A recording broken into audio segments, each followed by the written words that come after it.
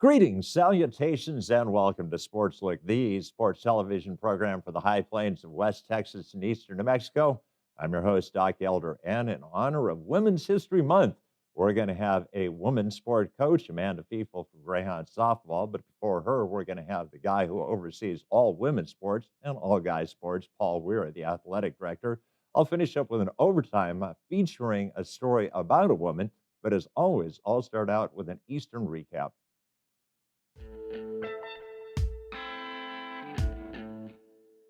Greyhound men's basketball finished up the season last Saturday against Western New Mexico and beat their in-state arch rivals by 23 points.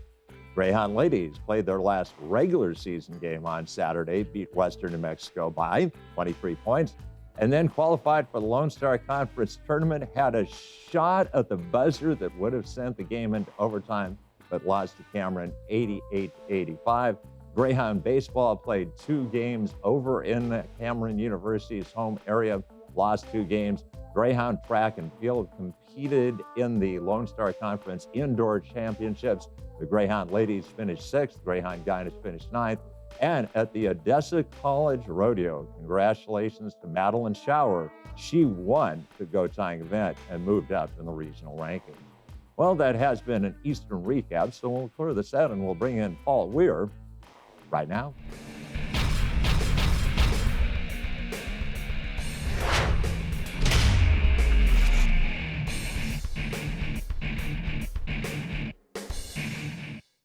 Welcome back to Sportslook, and an honor to bring back to the set of Sportslook the athletic director of Eastern New Mexico University, Dr. Paul Weir. And Paul, last Saturday was the last home basketball games for both the Greyhound men and the Greyhound women.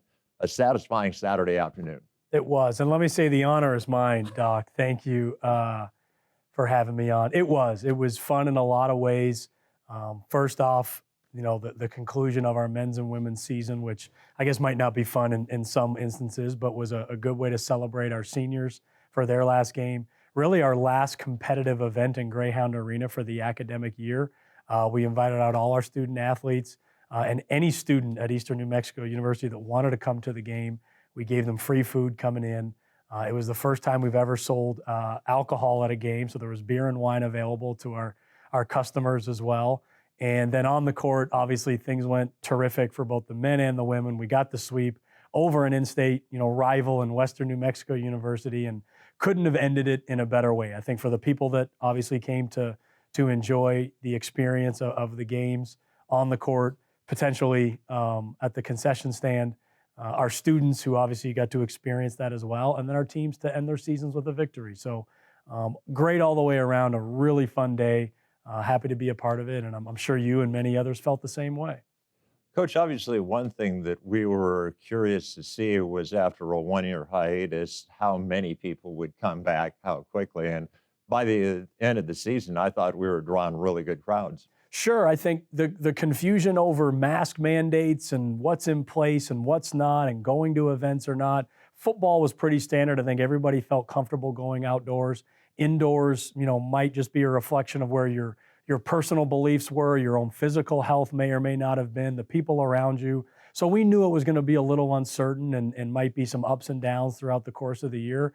Fortunately, we ended in a strong way, and I'm hopeful that by next year, for the academic year, academically and athletically, we kind of can have a good interrupted experience for everybody. Obviously, the first thing that happened when you got hired as the athletic director was the women's basketball position was just being decided. And what did you see in Megan De Los Reyes that let you know that she had the potential to lead the Greyhounds to the playoffs? Sure. I think Coach Megan has been amazing. To follow someone of Coach Proc's stature and legacy is challenging for anybody. I don't feel at any point she has shuddered underneath that shadow. I think she came in, did the absolute best job she could, put the team and the student athletes first for all her decisions, was not caught up in any of things that anyone could easily have been caught up in a position like that, and guided a very underwomaned, I was going to say undermanned team, but underwoman team through a good season. I mean, they did not have a lot of players. They were well below their scholarship allotment. based on the time she got the job and the amount of players that were still coming back. And for that group to come together and have the season they did, I think says a lot about Coach Megan, but I think the student athletes that were there as well. I'm very proud of them. They went as far as any team we've had here at Eastern through this year, and to do it with the additional kind of challenges they had to go through is just a great testament to everybody. Obviously, the Lone Star Conference back in the day when it was a smaller entity just took 8 to the tournament. This year they expanded, so the first 4 get a bye, then 5 through 12 play. Uh, Good change in your opinion? From my understanding, it's going to be slowly segueing back to the top 8. I believe in volleyball this coming year or next academic year. It's right now supposed to go back to 8. I think there's a little bit of a push for men's and women's basketball to kind of trend in that direction as well, to make them championships as opposed to, a little bit broader. Now, those take a lot of different votes and procedures at the athletic director level, the president level, the conference level. But from my understanding, and this is even prior to me arriving here, there's a little bit of I think the pendulum swung one way of letting everybody in, and it's, working its way back to maybe making it more of a real celebration of the top teams in the conference. Well, you mentioned that presidents are going to get involved, and unfortunately, from my perspective, the president that is not going to be the president moving forward. And what can you say about your working relationship with Dr. Patrice Caldwell? Gosh, Dr. Caldwell is an amazing amalgamation of so many special, unique traits you don't come across anymore. Just a talented individual, and learning and just seeing the different things that she's done from her position has been an awesome experience for myself. I regret that we're not going to be able to work longer than we did. I take pleasure in the times that we have had together, and you never know how things turn out, and maybe July 1st turns into a little bit longer, and hopefully our time together will be longer than what it is as of now. But she's been just a beacon of light and hope for, I think, our university during a very challenging time. And for me personally, to segue into a role like this, took a strong, secure leader to take on that type of profile that maybe I brought. And I'll be forever thankful that she decided to do that.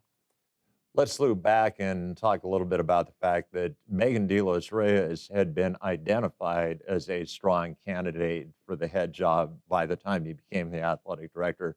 You had your first really standalone coaching search just recently when the decision was made to not essentially bring back, to reactivate men's soccer. And we can say we've got a new men's soccer coach. We do. And yes, my second coaching search to go through. To be honest, not much different than the first. Very thorough, very deliberate. Took maybe more time than people felt comfortable with, particularly on the candidate end, but just wanted to make sure, hindsight being in the foresight, that we did everything we could, turned over every stone, any concern.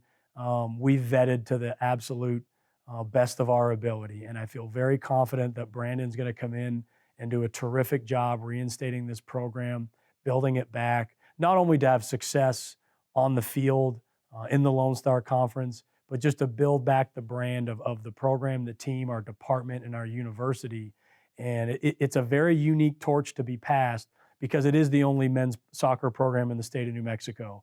And it's different when you're a basketball coach and you go into a high school anywhere in this state, and there's already some other schools that might be bigger, might be better, and you're in a certain pecking order. But now we have a different responsibility, and I think we needed to find somebody that could handle that well, and I think Brandon's going to do a great job with that.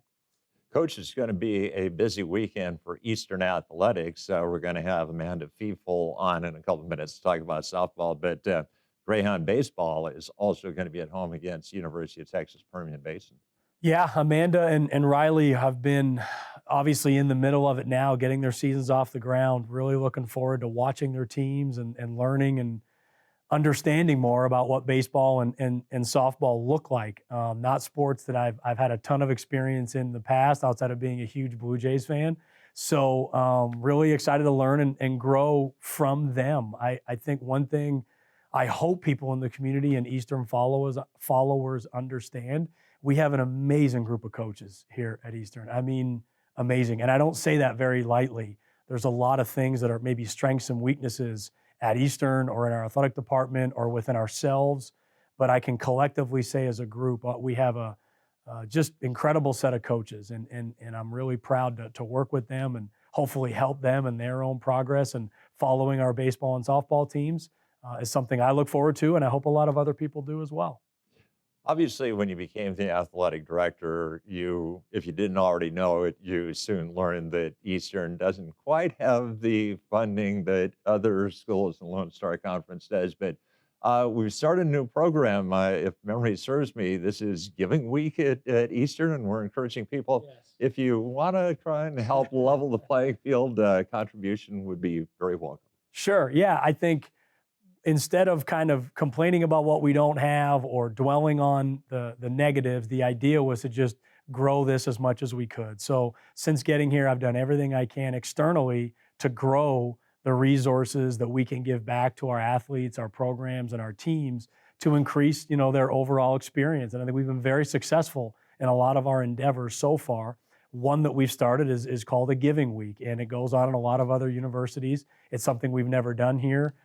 Athletically or really even as a university. So cleared it with the foundation with some different people. And we've started making a few $1,000s here so far this week. And hopefully over the rest of the week, we'll continue to grow it. And whatever we make out of it this year, I don't know. And I didn't put necessarily a huge expectation on it. It was more just continuing to push the envelope and probe things and, get people to think about helping in different ways. So hopefully it's a great success. And we'll just keep growing from here.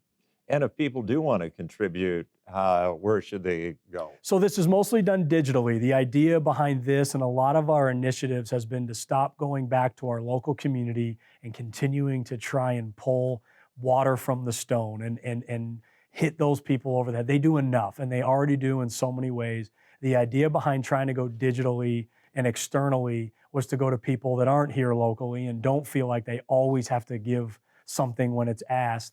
And so far, it's actually been relatively successful. In a lot of different endeavors that we've put out digitally, people have kind of, donated online and supported a lot of our different initiatives. So this is a bigger one. You can go online, you can go to our website, you can go to our social medias, click on different links, sign up, and donate. So hopefully, if anyone's out there thinking about doing it, we'd love to have them.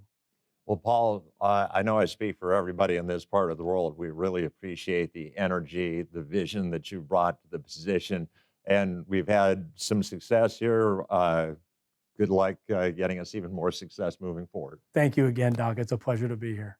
All right. Well, that is going to wrap up our first interview segment. So we'll clear the set and we'll bring in Amanda Fiefel from Greyhound Softball right now.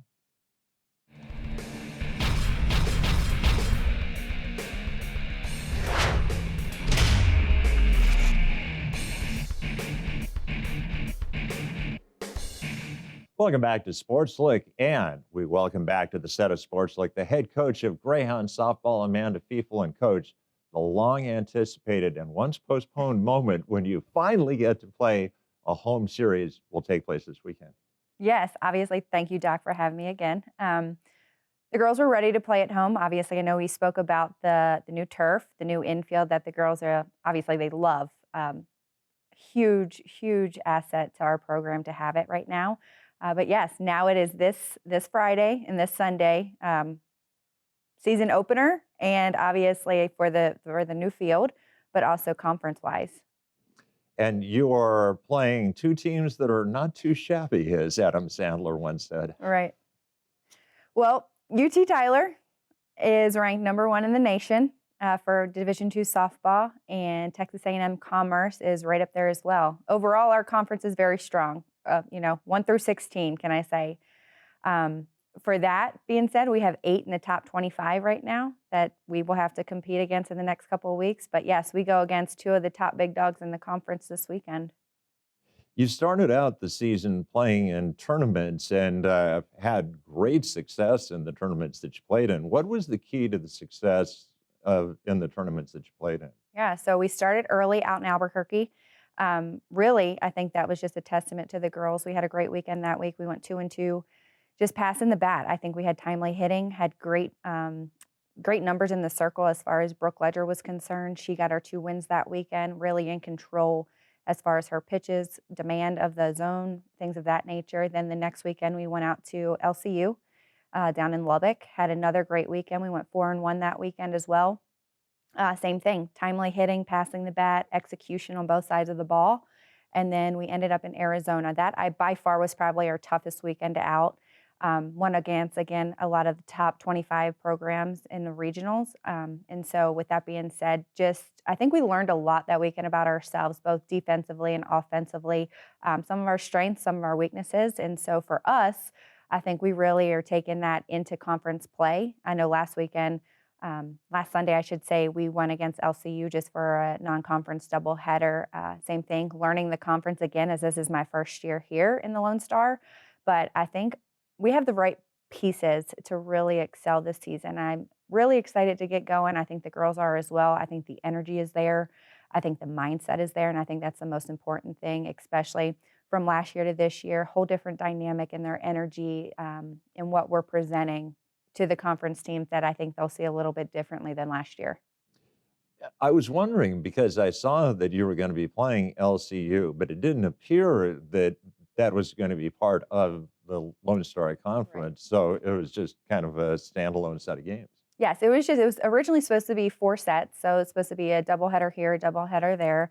With the weather, obviously, it was a little bit low, wind chill, so we decided just to prevent any injuries, things, sickness along that line, we just pushed it back. We ended up going to LCU on Sunday, just having a doubleheader. But yes, it was my predecessor obviously scheduled the games to add some into the conference.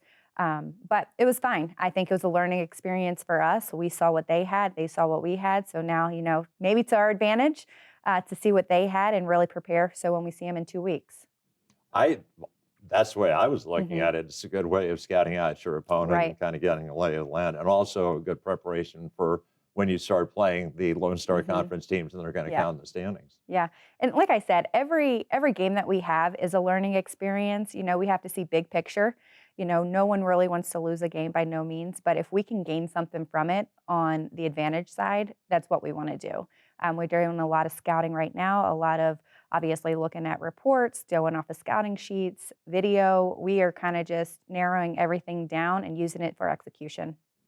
Coach, we'll go a little bit off script. Normally, we just Hmm. talk about completely softball related Yeah. matters, but I talked with Paul Weir during the first segment about the fact that moving forward, we're going to have a new president, and the president that hired you is the Yeah. individual that's going to be retired. And what can you say about the working relationship that you have with the administration? Well, as far as going to obviously President Caldwell, she is an amazing woman. Every interaction we've ever had with her, both as our team, my coaching staff, individually, so upbeat, so positive. During the interview process, she was very straightforward, and I like that. Um, just, I can't say enough good things about her. She just is going to be truly missed every time I see her. She always wants to know how the girls are doing. She always wants to know how we're doing as a staff, and I really enjoy that. Um, she's not selfish by no means. She wants to do what she can to help individuals, a program, however it is. So she will truly be missed in that sense. But administratively, on our side, on the athletic side, obviously you had Paul Weir here, Dr. Weir. Um, Great individual as well. I think he sees the big picture as well, and he is trying to do everything for our programs to get them moving in the right direction. That's a true testament of his support, and obviously being a coach prior himself, I think he has that mindset that as a coach myself, I appreciate. And I think Eastern's going in the right direction overall, and I'm really excited for the future of it. Yeah, no question about it, because I've seen some schools where a coach becomes an athletic director and then the sport that they coach kind of gets a little bit more attention. But Paul, in the previous segment, said, I've got to learn about softball and baseball because I was not really familiar. And that type of attitude's got to just be very, very comforting to you and Riley and the other coaches that may not fall under the basketball umbrella.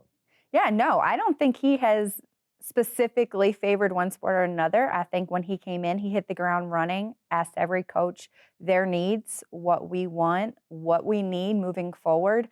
And I think I think that's awesome because, like you said, at any point, if you don't understand a program, it could be very hard to try to help direct it.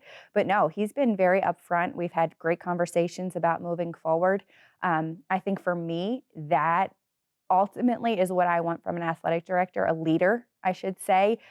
They want to hear input. They want another coach's perspective, and I love that about him. I think overall, with our athletic department, period, with all the new faces coming in, I think we're in good directions and good hands as far as the financial and administrative side of things. So I can't say it enough. Super excited for the future of it. Coach, let's talk a little bit about the specifics of the weekend series. We're playing Friday and we're playing Sunday. What time is first pitch on Friday and Sunday, and any other particulars that you might want to throw out there about the matchups? Yeah, so we'll start off with Commerce, Texas A&M Commerce, and so they are obviously projected to go Division One next year, moving out of the Lone Star. So heavy hitters, a lot of power in their lineup, 1 through 9 for sure. Two great arms in the circle for them. So we're really going to have to execute, like I said, getting runners on, get them over, get them in, finding a way to get it done. But for us, as far as that goes, that game will be 2 and 4 here at home on Friday, and then Saturday. We'll obviously prepare again for UT Tyler. We'll have that day off, and then UT Tyler rolls in. Again, they're ranked #1 in the nation with the NFCA and NCAA polls. And then same thing. I think they're 14-0 if I'm not mistaken. And so with that being said, same thing. They won the conference last year, but going from Division III to Division II, they could not play postseason play. They're projected this year to win the conference as well. So we will play them, I believe, 11-1 on Sunday here as well. Love to see you guys out there and obviously supporting us. I know this is really, really important to the girls just because it is our first home game technically. And it's interesting with basketball. We had really rock bottom prices, only $5 for a doubleheader, but the price is even better for Greyhound softball. Yes, it's free. It's free. It's free. Yes, come. I know a lot of the girls also, families, they love to tailgate out in the outfield. It's just a great atmosphere at the softball field. A lot of, obviously, support from our families, friends, other student athletes. So anyone in town, Little League, girls that want to play softball, please come out, learn the game.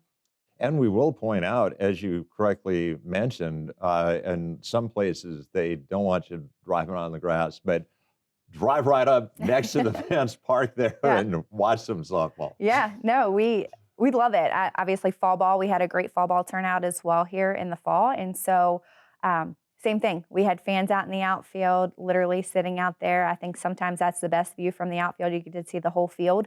But yeah, dog friendly. Have them on a leash, bring them out, enjoy the nice weather. Right now, it's supposed to be beautiful this weekend, so great day to see softball. And when they come out and watch your games on Friday and Sunday, what can they expect? What's been your MO at the plate? Do you try and just hit the ball hard and be swinging as hard on the third strike as you do on the first strike, or is it just kind of based on the particular player up at the plate? Yeah, so no, I think it goes back to our game plan. Obviously, our execution with our scouting reports and things of that nature, knowing what the other pitcher is throwing, and really being able to capitalize on that. I think you need a game plan at the plate at this level, so you can't just go up there swinging necessarily. At the same time, we have that scoring mindset. So if we need to get a runner in scoring position, we need to think doubles, get them in. Figure out a way. So if we have to play small ball, if we have to play game execution, whatever it may be, we want our runners on base so that we can find a way to score. And I think really our success has been that. Passing the bat is our girls' motto this year. 1 through 9, we need to be able to turn over our lineup and get to the top as many times as possible to obviously produce. I have to kind of pat myself on the back a little bit because when I was a baseball coach back in the 70s, I didn't just look at batting average. I looked, well, how often are they getting on base? If they're getting hit by a pitch or error or whatever. So I'm going to ask, who has your highest on base percentage? Lisette. Lisette right now, sometimes she's at first base, sometimes she's a DP. She also pitches for us, so she's kind of a mini toolkit for us. She is by far probably the most power on the team, but she is also probably the best eye on the team as well. She can take the count deep. She can swing early in the count. She just has a great approach at the plate. across the board, I know a lot of people were walking her early just because she was on fire. She was seeing the ball very well. And so for us, she got moved up in the lineup. She was in our 4-hole. We moved her to the 2-hole to get more at bats. But as far as that goes, I think that's a testament too with her RBI production and run production are the hitters earlier in the lineup and at the end to get on base for her to obviously have that success. And so that's what our girls really thrive off of is really just making sure that she's up to plate when it counts sometimes. But for us, I think everyone has really played their part in the lineup. Well, I was smiling as you're saying that because she's one of my students this semester. So I will bring that to her attention next time that we interact. Coach, congratulations on the success you've had so far. Best of luck this weekend. Great. Thank you so much. All right. Well, that is going to wrap up the interview segment of Sportslook. So we'll clear the set and we will finish up with an overtime right now.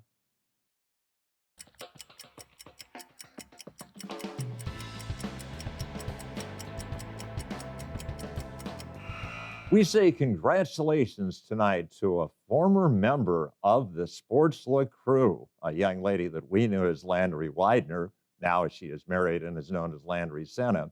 She got done with Sportslook, got done with the university, graduated, and went off and got a sweet job as a reporter with a prestigious Lubbock television station. So to all of you out in the viewing audience, if you want to go into television, I advise you to come to Eastern New Mexico University and become a part of the Sportslook crew.